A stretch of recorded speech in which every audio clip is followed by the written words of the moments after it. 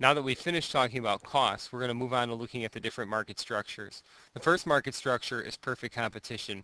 And for this, in all market structures, what we're going to do to study them is look at the basic characteristics of that market structure and then see how those characteristics cause certain outcomes to take place in the market.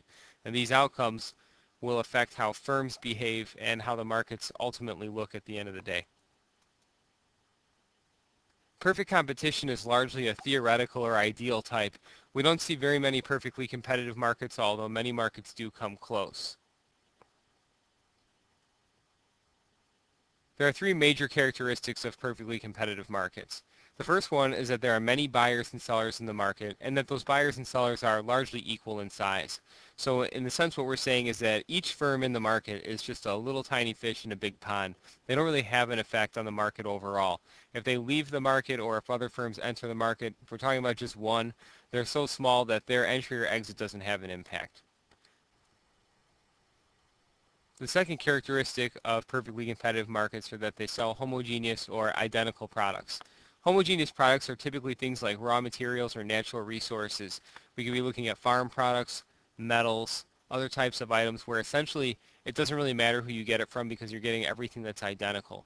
So in one example, if we look at corn, corn is a product that is so similar from producer to producer that all the farmers in a general area typically store their corn together in one grain silo with no distinction as to which corn came out of which field.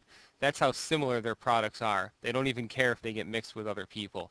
So typically in a perfectly competitive market, the good is a commodity or is some kind of identical product.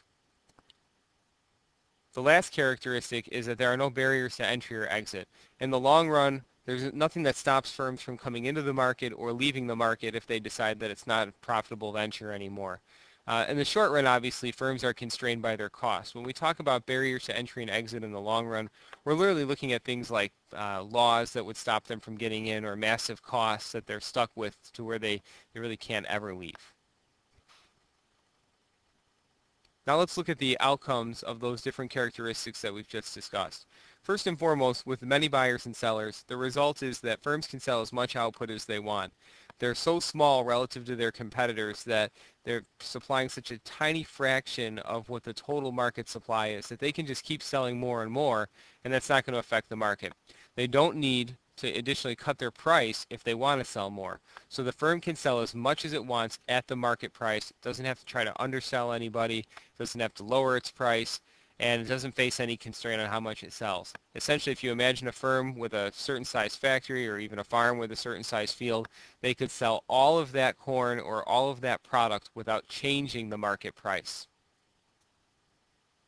The result of having homogeneous products is that the firm can't sell the product for a price anything greater than the market price. So since everybody's selling the exact same thing, if the firm charged more than the market price, nobody would buy from them. They'd all go directly to the competition.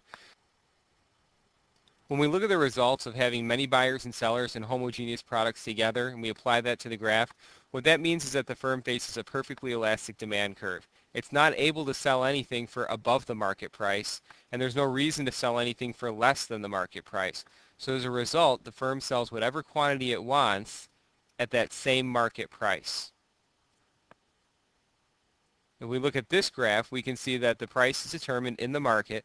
The firm accepts the price and then just charges, as we talked about before, that most profitable quantity of MR equal MC. The results of free entry and exit are slightly different. Because we know that firms can enter this market, if firms that are already in the market are profiting, we know that there'll be more competition. If there's firms in the market that are losing money, we know that some of those firms are going to exit the market. So as a result, we reach a point where firms in the market get no profit or no loss. So we have zero profits overall. We can see that on this graph is that this price is going to intersect, or MRMC are going to intersect at the minimum of average total cost. So as a result, total revenue, which is the price times the quantity, and total cost, which is the average total cost times the quantity, are going to be equal. Profit is zero. So these are the two most important characteristics of the PC market.